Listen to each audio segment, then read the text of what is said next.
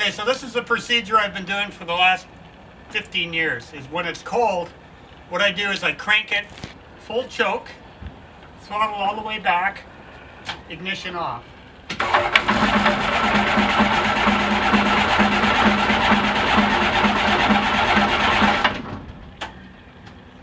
Then the choke's all the way in, throttle is just cracked, but I wait for a minute to a minute and a half.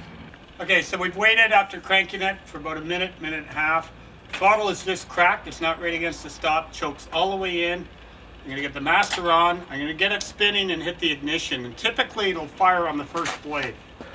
Okay, here we go.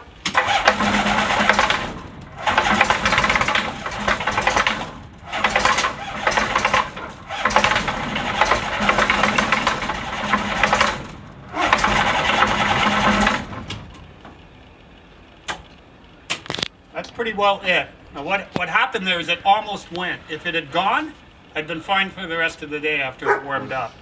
Now that it's gone like that, typically it'll flood, and I'm pretty well cooked for the next hour or so. Clean the plugs, try it again.